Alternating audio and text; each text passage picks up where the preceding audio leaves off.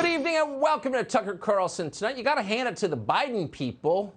They don't specialize in subtlety. You're not going to miss the point when they talk.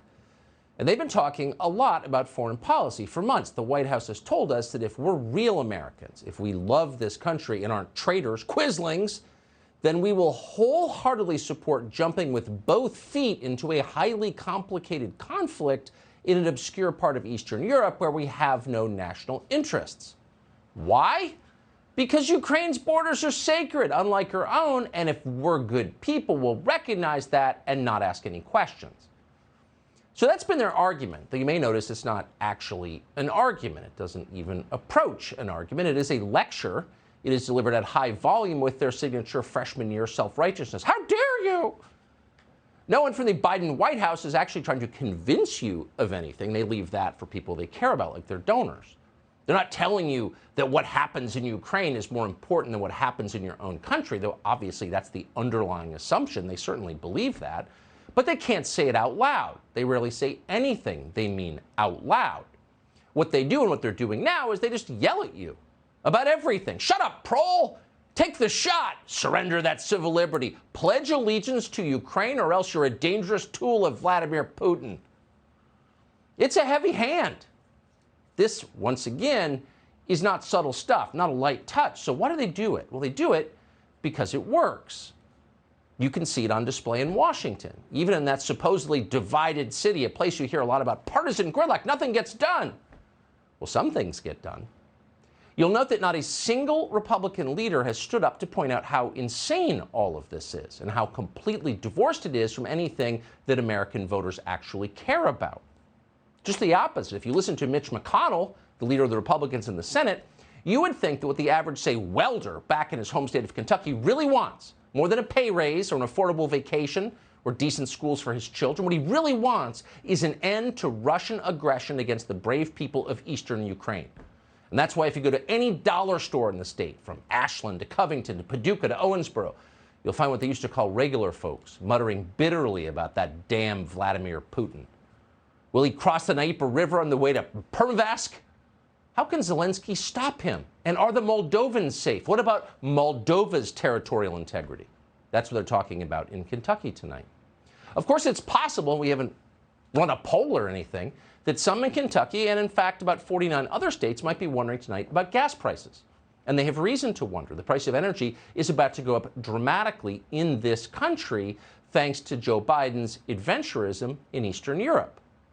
So that's a news story, too. And our own Peter Doocy asked about it today in the White House briefing. Watch.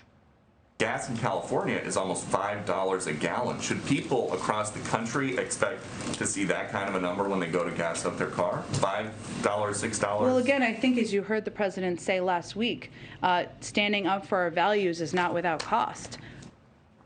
Oh, that's the, quote, answer. Standing up for our values is not without cost, scolds the gender studies major from Oberlin College. Fair enough.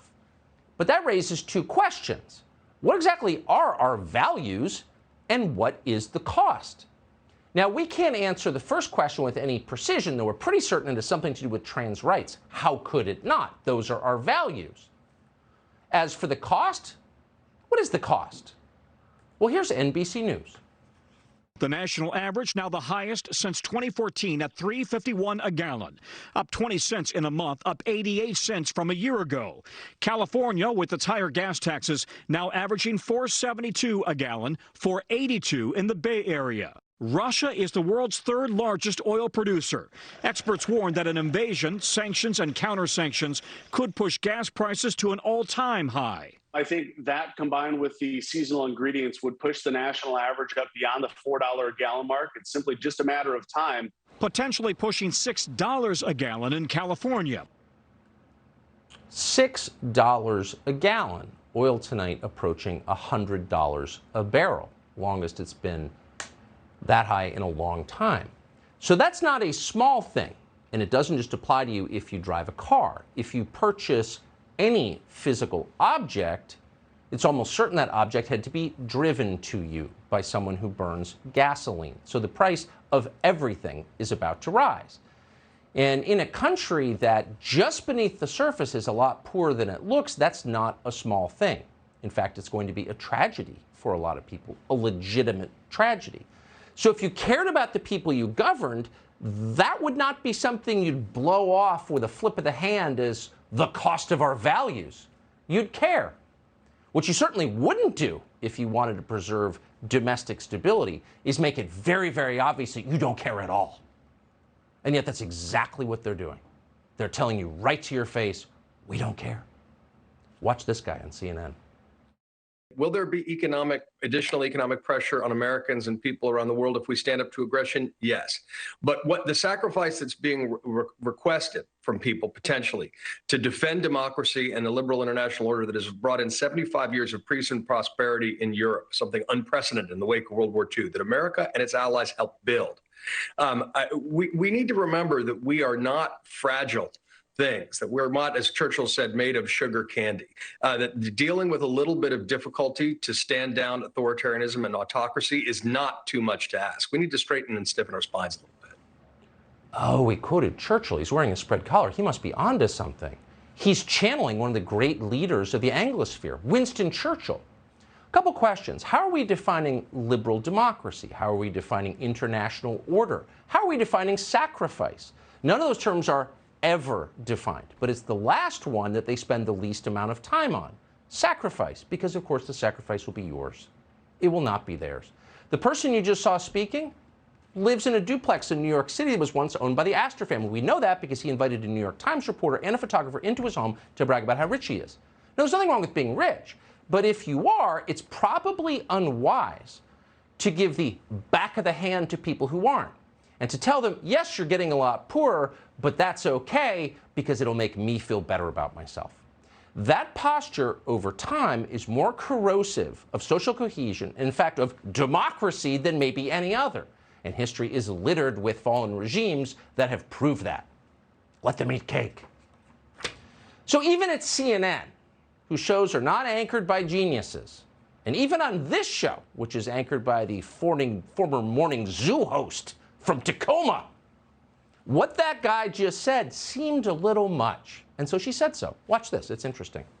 That's a lot to ask. How are you expecting people to focus on democracy when the kitchen table issues are eating them up? Well, I think two things about that, Brie. You're right. Obviously, people are feeling a lot of difficulty, but that's also where government can take action to alleviate some short-term stress. And I know folks are tired. I know they're frustrated. But what we're being asked to do, what we've been asked to do, is far less than other generations have been asked to do. What are you talking about, son? We're being asked to do by whom? By the Ukrainians? The people who paid off Joe Biden's family? We're being asked to? Who do you think you are to lecture a country of 340 million people in this way? Sure, you won't be able to go on vacation with your family this summer. Sure, the staples that you use every single day may be out of reach, but it's not a big deal because Dunkirk. Imagine. But it's not just that guy, that dim bulb, lecturing us about how the sacrifice is worth it. It's virtually everyone in power. Now, on what basis is it worth it? Well, they all have the same line. It's not rehearsed or anything. They're telling us that being able to defend democracy, our great privilege, will make all the suffering worth it. Watch. The reality is that this is a moment where we will have to experience some short-term pain in order to make very clear that Putin cannot invade Ukraine with impunity. Yes, there's likely to be a cost. Exactly what that cost is going to be will be in the pockets of the Americans. There's no doubt about that. My point to people here at home is you can expect gas prices to go up. You can expect food costs to go up. And I can tell you from history, anytime we sit silent and watch the rights of one group be eviscerated, it's just a matter of time till it comes back to haunt us. It's a little galling to be lectured by people with impossibly generous congressional pensions about sacrifices that you get to make. But it's especially infuriating to hear the last guy who, speaking of food prices, has skipped very few meals recently, tell you that looking at history informs you of everything you need to know about the future. Really, what sort of history are we talking about?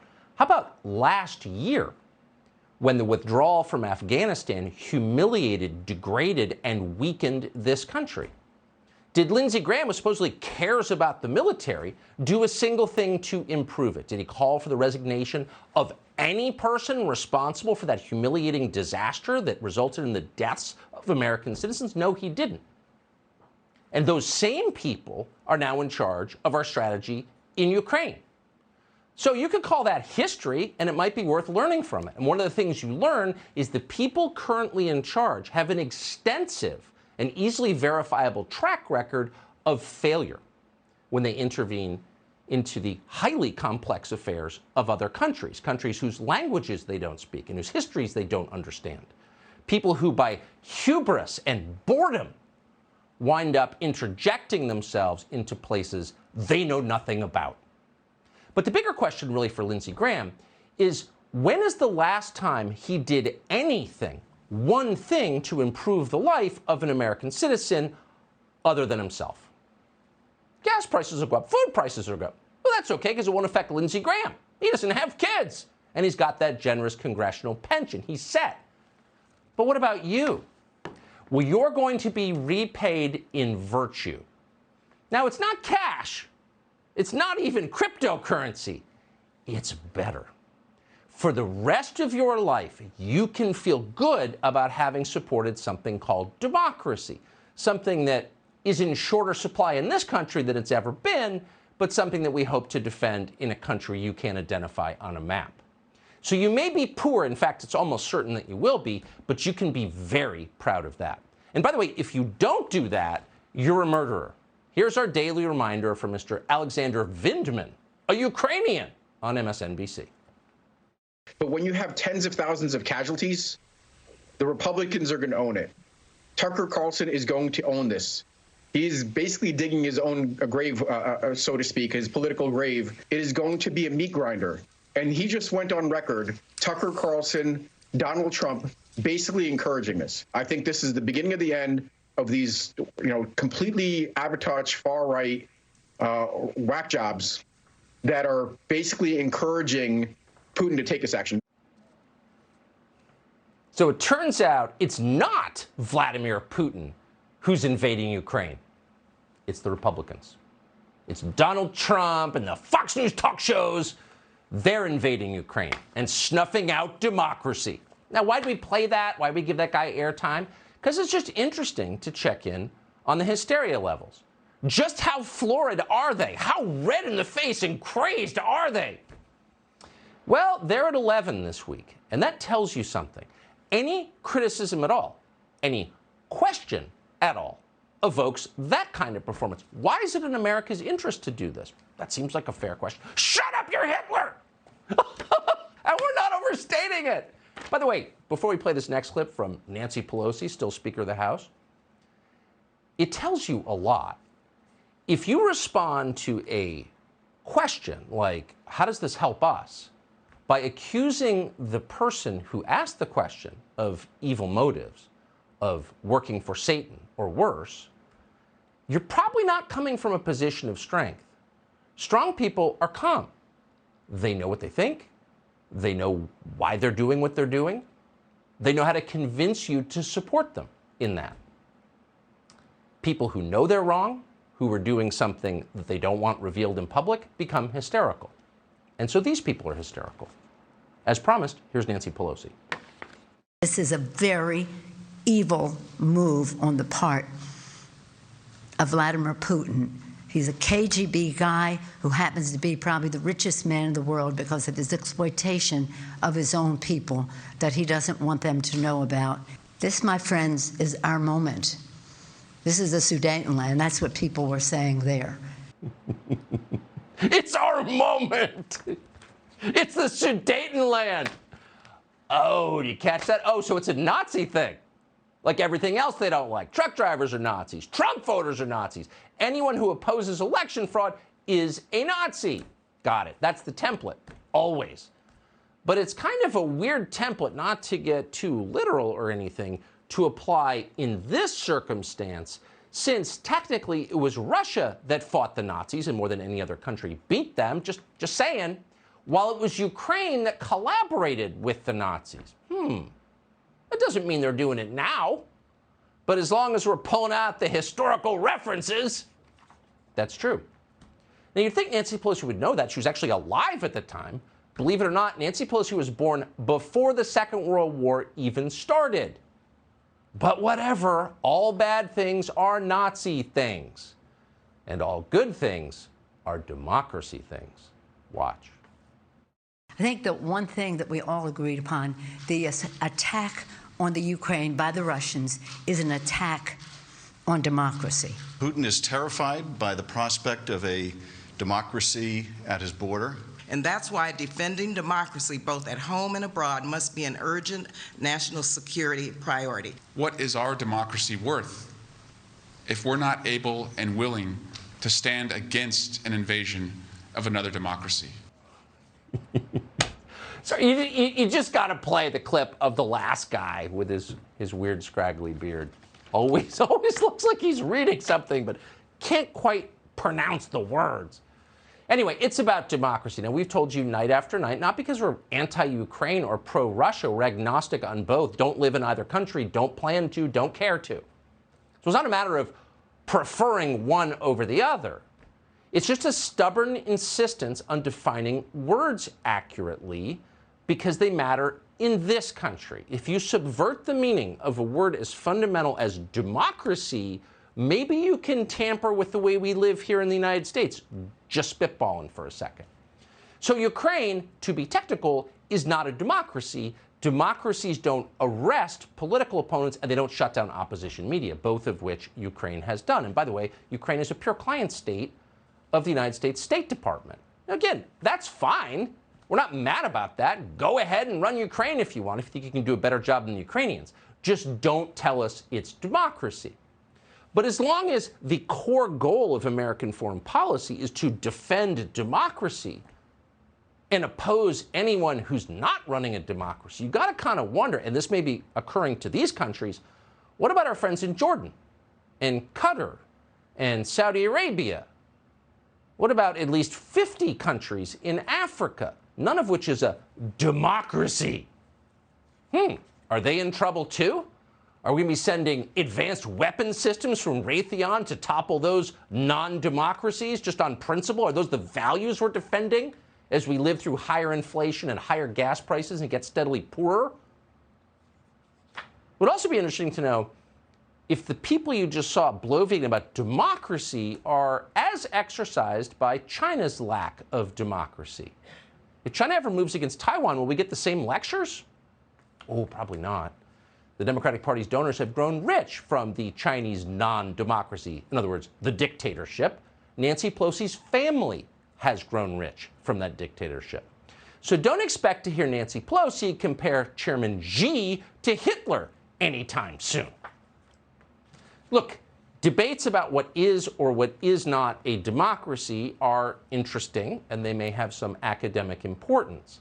But in the face of the material reality of life in the United States, for example, how much do things cost? Can I afford them? Does the plane land on time? Does it land safely? Can I take the subway, or am I going to get stabbed by a mental patient, somebody let out onto the street? Those are the realities that actually matter, not just in this country, but in every country. And the very people pushing this defense of democracy are the very people who've made those material realities much worse in this country. And until they answer for that, maybe they shouldn't move on to another country to try to improve things there. Hey, Sean Hannity here. Hey, click here to subscribe to Fox News YouTube page and catch our hottest interviews and most compelling analysis. You will not get it anywhere else.